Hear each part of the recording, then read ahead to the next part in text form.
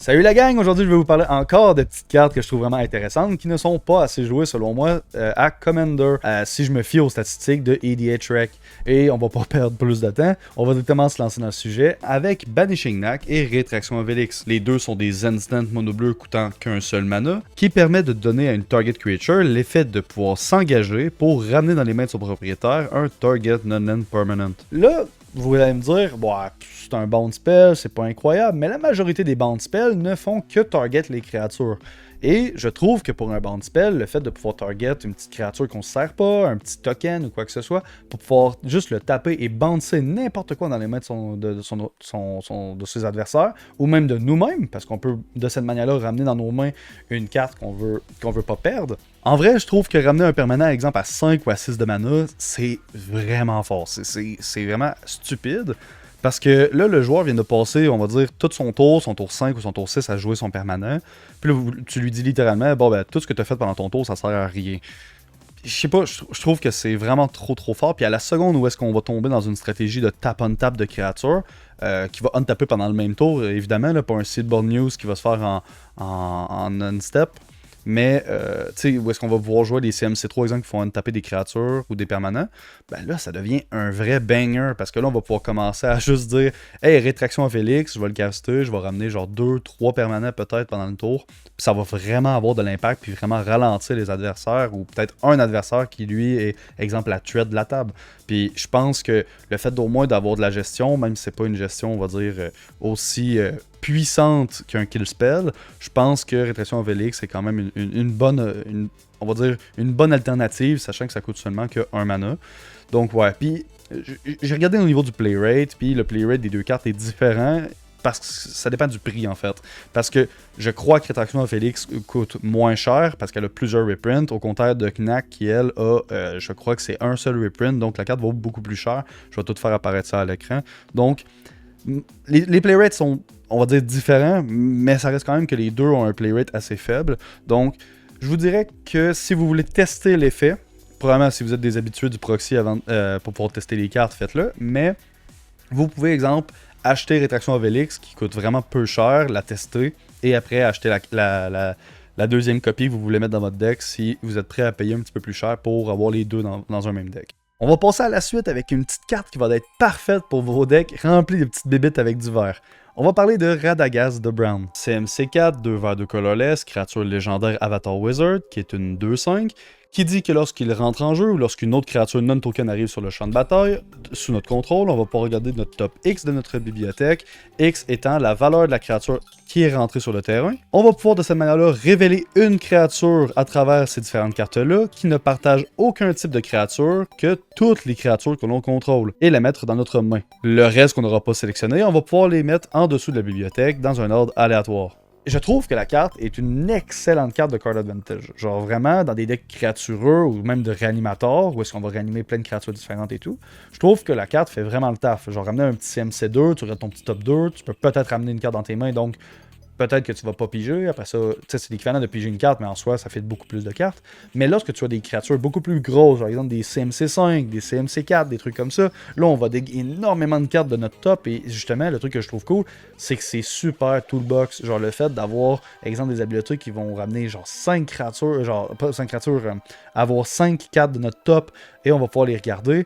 Ben là, si tu as 3 à 4 créatures, par exemple, tu peux tous les choisir, ben là, tu vas pouvoir vraiment avoir le mini-jeu de savoir laquelle tu vas choisir parce que c'est laquelle la meilleure sur la situation. Ou même, ce que je trouve cool, c'est que ça vous force à avoir un très bon deck building, vu que si vous mettez, exemple, 38 elfes, ben tu mets pas Radagast dedans, genre tout simplement. Parce que là, tu vas révéler 5 cartes, tes 5 cartes, ça va être des elfes, puis tu vas te dire « Hey, je contrôle des elfes, je ne peux rien prendre. » Donc, c'est là où je trouve que la carte est vraiment sympathique, c'est d'aller chercher, on va dire, un petit mini-jeu, puis savoir un peu comment cook, et de vraiment avoir, on va dire, savoir comment optimiser ton deck building pour avoir... Oui, tu vas avoir des copies, parce que c'est sûr. Exemple, tu vas avoir, on va dire, une dizaine d'humains, peut-être 2-3 elfes à cause que tu as besoin de ramper, des trucs comme ça. Mais au final, avec un bon deck building, je pense qu'il y a moyen de s'en sortir. T'sais, même moi, je le jouais dans deux listes de réanimateurs. Et honnêtement, à toutes les fois, je trouve qu'il faisait énormément le taf. Surtout qu'il jouait dans 0.34% des decks. Je pense qu'il mérite un peu mieux le petit Radagast. On enchaîne donc avec le petit Light Squall Inquisitor, CMC1, 1 blanc, 2-1, une créature Angel Wizard qui a Vigilance, qui dit que lorsqu'elle entre en jeu, chaque adversaire va devoir exiler une carte de sa main, et tant que la carte reste dans l'exil, ils peuvent la jouer, sauf que si la carte elle doit être castée, elle va coûter 1 mana de plus, et si c'est un Len qui est joué de cette manière-là, il va rentrer tap. Le truc, c'est que la carte a l'air d'être assez nulle, genre ça exile pas de manière permanente, ça fait de ralentir en soi, mais je trouve que dans des decks réanimateurs, Blink ou même des decks créatureux, c'est la petite créature en early game, ou même dans un deck aggro, je trouve que c'est le genre de carte qui peut être vraiment excellente pour être jouée en early game, ralentir les adversaires, comme ça toi tu prends les devants en pouvant jouer genre vraiment des cartes, on va dire ça te fait un petit payoff, puis en plus tu ralentis les autres, donc c'est cool. Mais le truc, c'est que les autres peuvent choisir la carte qu'ils mettent dans l'exil, et donc, oui, cette carte-là va coûter 1 de plus, ou justement, si c'est une laine, va rentrer de tape. Mais en soi, je trouve que la carte, elle a vraiment un petit flavor si tu commences à la réanimer, à la blinker pour pouvoir la caster plusieurs fois et tout, parce que là, tu vas vraiment commencer à ralentir en fou tes adversaires, pouvoir commencer vraiment à leur dire que toute sa main, théoriquement, coûte 1 de plus, ou même toutes ses laines vont rentrer tape, des trucs comme ça. Je trouve que c'est vraiment une rare, très oubliée de Edge of Eternities, pendant que, honnêtement, je trouve qu'elle a quand même sa petite place dans certains decks. Pour son 0.4% des decks qui la jouent, je pense qu'elle a quand même vraiment son petit grain de sel, sa petite pièce à jouer, on va dire, dans vos decks, qui peut quand même bien la rentabiliser. Puis honnêtement, le fait aussi que ce soit une carte qui a vigilance, très bon attaquant, très bon bloqueur, peut faire des trucs assez sympathiques. Si vous augmentez ses stats, je veux dire, tant mieux. Mais bon, je vais avoir dit mon message sur ma petite carte qui a l'air d'être littéralement du bulk, qui selon moi vaut un petit peu mieux. On va continuer avec une carte que je trouve vraiment cool, qui peut littéralement rentrer dans tous les decks en Commander, parce que c'est un colorless artefact. On va parler de Relic of Progenitus. C'est donc un artefact à 1 mana colorless que l'on peut taper pour exiler une carte de n'importe quel cimetière, ou on peut payer 1 mana, exiler Relic of Progenitus, et de cette manière-là, exiler toutes les graveyards de tous les joueurs et piger une carte. Donc, ce que je trouve vraiment sympathique avec le petit Relic of Progenitus, c'est vraiment son aspect de... La carte est un cantrip. Genre, c'est vraiment un cantrip. Genre, dans les decks artefacts, vous allez juste devoir payer la ligne d'en dessous, vu que vous allez probablement avoir du reducer pour la ligne d'au-dessus. Mais, juste de base, une carte qui dit 2 mana, pige une carte, donc la carte se remplace, exile toutes les graveyards, même si ça va exiler le note. Il y a beaucoup de decks qui se foutent de son cimetière, qui va se foutre d'avoir de la synergie cimetière. Tant que vous n'êtes pas un deck de réanimation, un deck aristocrate ou un deck avec des instant sorcery qui va jouer avec du flashback par exemple, du delve, je pense que la carte peut rentrer. Et je trouve que pour 2 mana, investir ça en mid-game, peut-être même la jouer en early game pour commencer à enlever des petites cartes par-ci par-là de certains cimetières, si, exemple, vous n'avez pas de play très proactif à faire en early game, je trouve que la carte est vraiment forte, puis ça donne vraiment un pouvoir, ça vous donne un pouvoir autour de la table, parce que si vous ne pouvez pas la sacrifier directement parce que vous n'avez pas de bonne threat à enlever dans un cimetière, ben ça devient juste une bombe. Vous avez littéralement une bombe sur le terrain que les gens savent que pour un seul mana, comparé exemple à un Scavenging Ground, où c'est un land, mais ça va vous coûter 3 pour le crack au total, parce que vous allez payer 2 plus taper le Scavenging Ground, et en plus vous allez perdre un land, ben là, vous avez une bombe que pour un seul mana, ben vous traitez de pouvoir enlever toutes les graves de tout le monde. Donc, ça va vraiment dire aux decks de Graveyard qu'ils vont devoir envoyer dans leur Graveyard une carte assez forte pour vous faire gaspiller votre trigger de Relic of Progenitus pour continuer à jouer.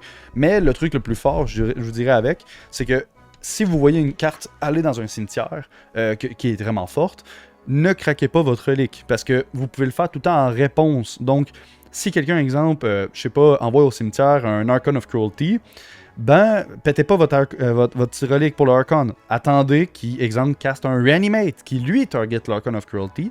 Fait que comme ça, ben, il va avoir gaspillé un spell de réanimation, ou justement, attendez un trigger. Même si c'est, exemple, son Commander qui dit réanimer telle piece ou quoi que ce soit, ben, vous pouvez juste le faire. C'est sûr que si la personne elle a un deck qui va plus jouer avec le fait de caster des trucs du graveyard, là, vu qu'il le caste, il est rendu sur le stack, vous pouvez plus l'arrêter, donc vous pouvez le faire de manière préventive avant.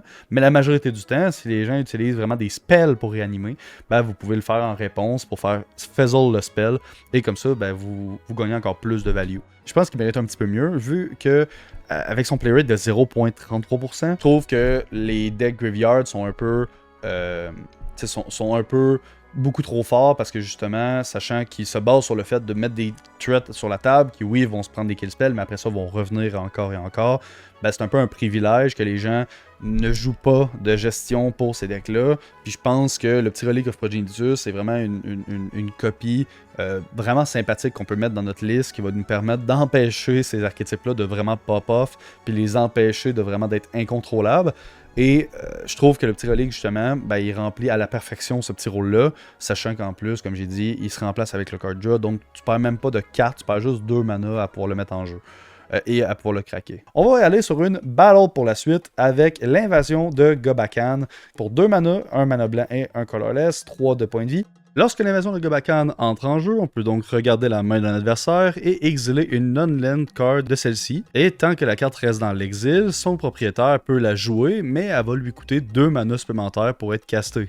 Et ensuite, on a Lightshield Arroway, après avoir détruit la balle, qui est un enchantement qu'au début de notre end step, on va mettre un +1/+1 sur toutes les créatures qui ont attaqué pendant le tour, et on peut donner à toutes nos créatures, justement, Hexproof Indestructible jusqu'à la fin du tour en sacrifiant l'enchantement. Premièrement, je trouve que les habiletés comme ça, qui permettent de regarder dans les mains des adversaires, je trouve que c'est pas assez joué en Commander multi. Genre, c'est joué, exemple, en 1v1, des trucs comme ça, des effets comme Thoughtseize, comme Duress ou Inquisition of Kozilek. Je trouve que c'est des effets qui sont pas assez joués, même en multi, parce que je trouve que c'est le genre d'effets qui sont très forts. Genre, là, les gens vont être pas d'accord avec moi, là, je vais me faire insulter en commentaire, puis je comprends, I guess, mais dans ma tête, je me dis, ce genre d'effet-là, je trouve ça très fort. En tout cas, dans mon playgroup, lorsque quelqu'un joue un effet qui permet de regarder dans les mains de quelqu'un, ben, c'est pas juste toi qui as l'information.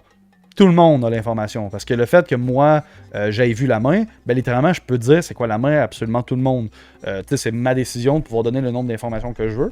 Mais souvent, ce genre d'habileté-là, ben moi, ce que je fais, c'est que je dis à ce joueur-là, je vais dire des cartes à tout le monde. Donc, fait de révéler ta main à tout le monde. Et surtout, en plus, on a l'avantage de pouvoir exiler une carte de sa main qui va coûter 2 de plus.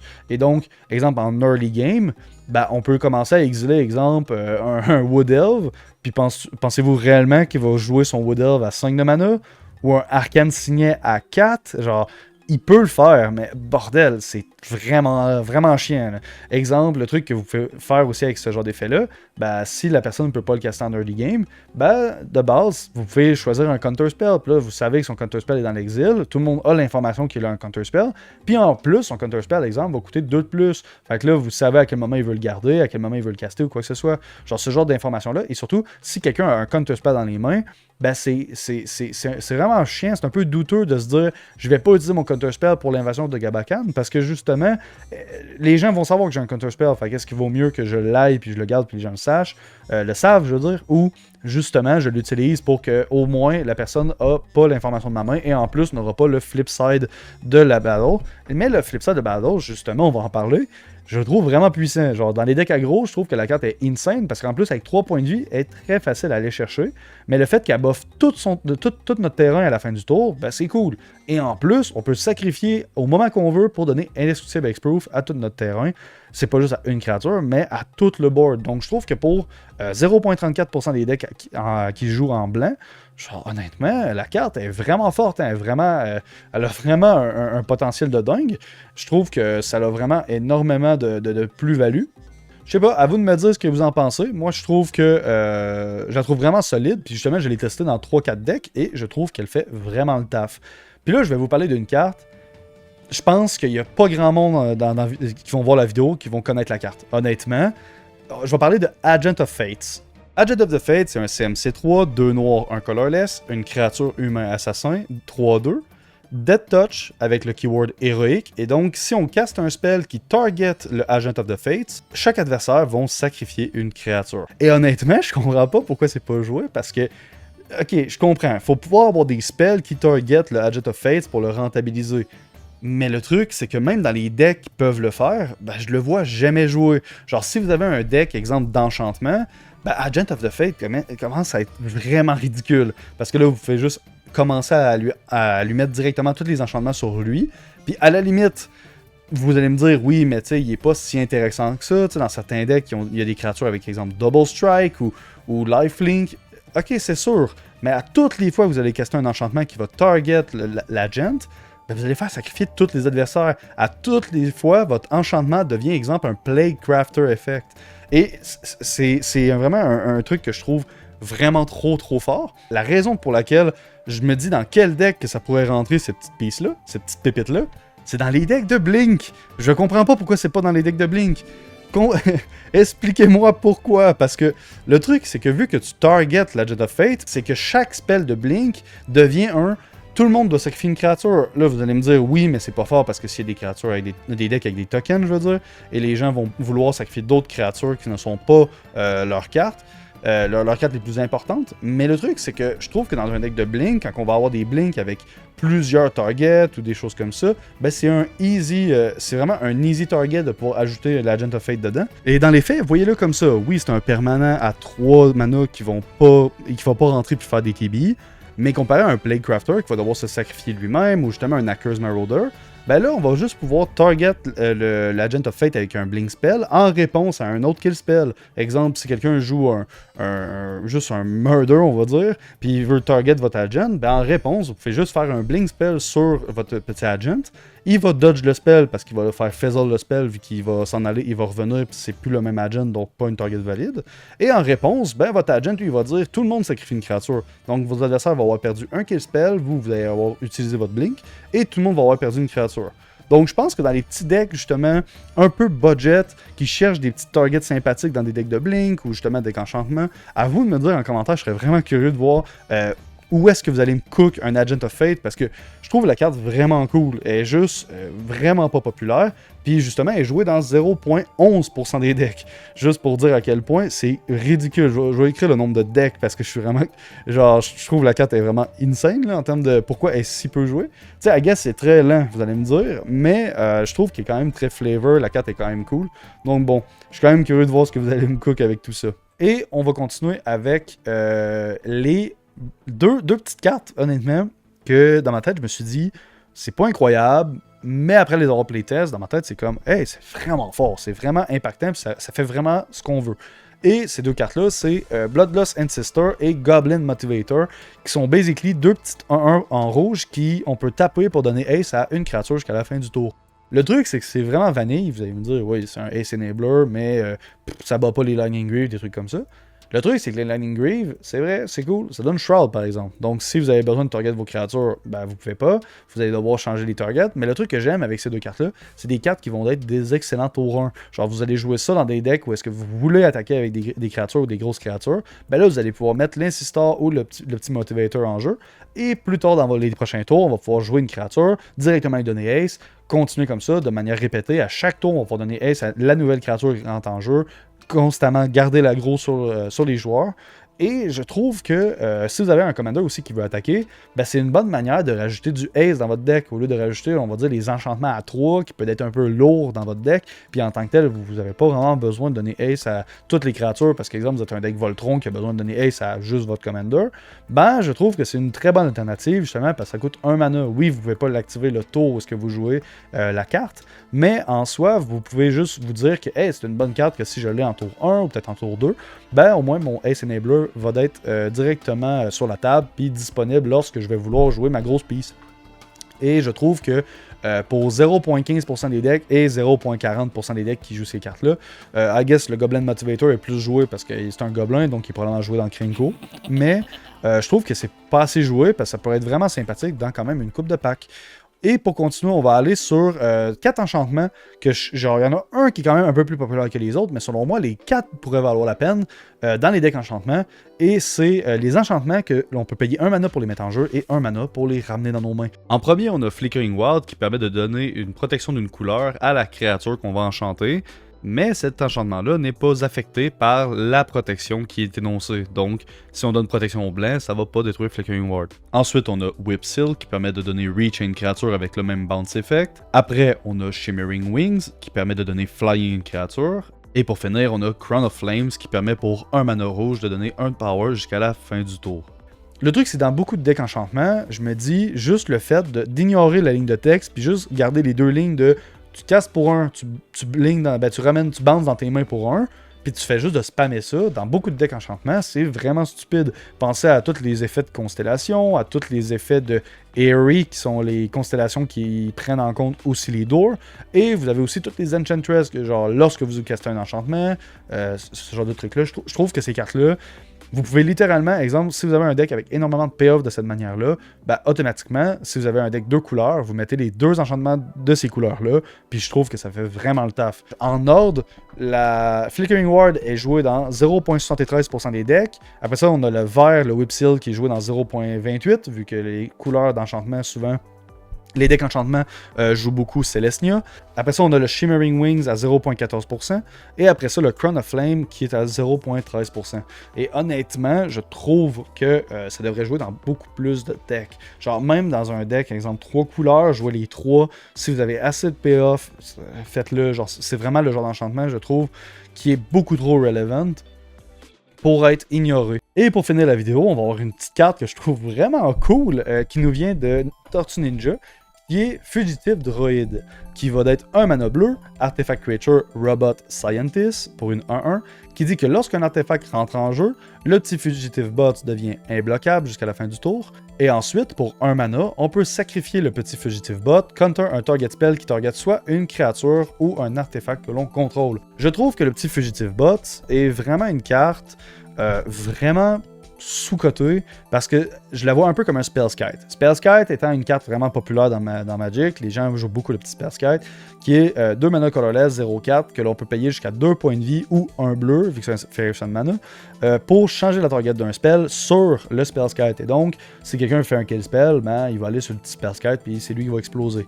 Le truc, c'est que, ou même juste comme ça, mais vu que c'est la target ou une habileté, vous pouvez aussi faire, exemple, quelqu'un veut caster un aura, exemple de protection pour aider à enchantement quoi que ce soit, vous pouvez payer 2 points de vie pour voler l'aura puis le mettre sur le Spellskite, des trucs comme ça. En tout cas, c'est sympathique.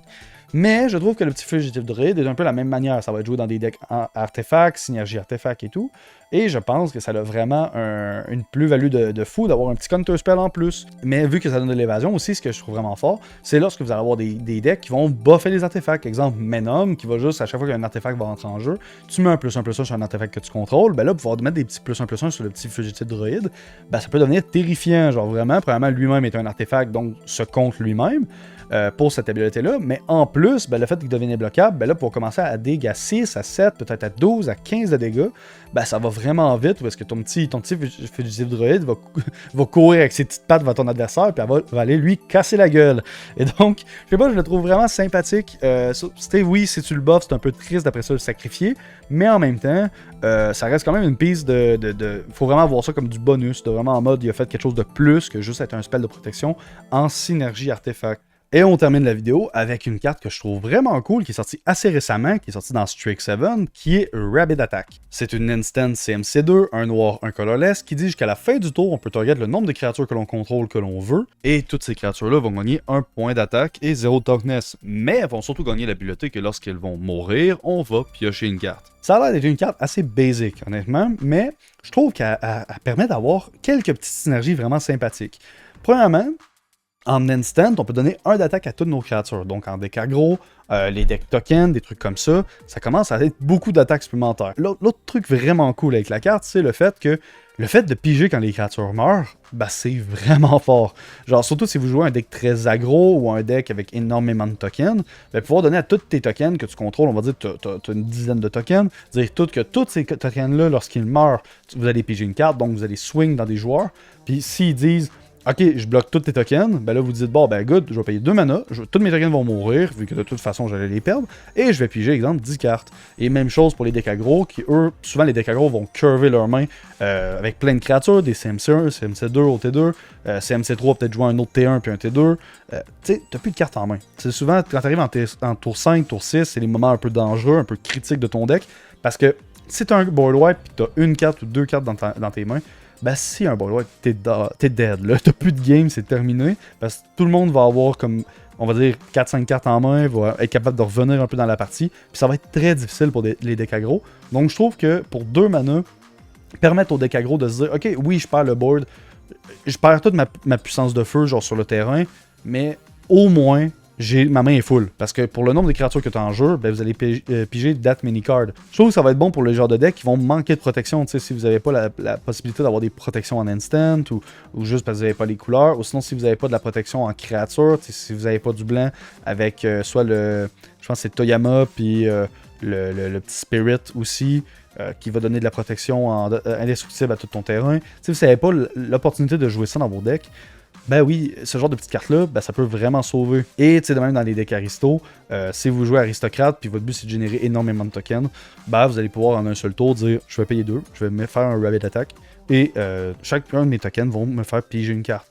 Donc ouais, je trouve que cette petite carte-là, qui est un peu une carte, je trouve, qui est passé sous le radar de beaucoup de monde, qui est joué dans seulement 0,51% des decks. Je trouve que ça peut être vraiment un truc un peu sympathique pour pouvoir, tu sais, comme j'ai dit, tous les différents trucs que j'ai dit, mais aussi une carte que je trouve hot, qui est la petite Frenzy, que j'aurais très clairement pu en parler, parce que le pourcentage est encore plus faible que Rabbit Attack, mais la raison pourquoi j'ai préféré parler de Rabbit Attack, c'est parce qu'elle est monocolor, pendant que le petit Frenzy est Rakdos, mais c'est la même chose, je crois, c'est juste qu'au lieu de donner 1 d'attaque, ça en donne 2, mais ça coûte un petit peu plus cher en mana. Vous me direz si vous connaissiez la Frenzy, ou justement le Rabbit Attack, mais je trouve que ce genre de petite carte-là, ça peut être vraiment cool pour vos petits decks budget, ou même justement si vous manquez de ce que la carte vous permet d'avoir, donc le fait de repiger des cartes ou justement un petit peu plus de puissance de feu pour terminer vos adversaires. Donc ouais, ça va être tout pour aujourd'hui. Je pense que ça va être quelques cartes quand même que vous allez peut-être pas connaître et tout, en tout cas j'espère. Puis sinon, ben, vous allez pouvoir me dire en commentaire, vous, les cartes que vous trouvez qui sont clairement pas assez jouées en Commander, qui sont un peu soit vos cartes fétiches, ou justement des cartes qui sont vraiment fortes, vraiment qui pourraient quasiment devenir des staples, mais qui ne sont pas jouées dans les formats Commander, qui ne sont pas populaires. Donc ouais, j'ai vraiment hâte de vous lire, parce que je suis toujours curieux de pouvoir avoir des nouvelles petits cartons à mettre dans mes decks. Puis jusque là, je vous souhaite une très bonne journée, à la prochaine. Ciao ciao!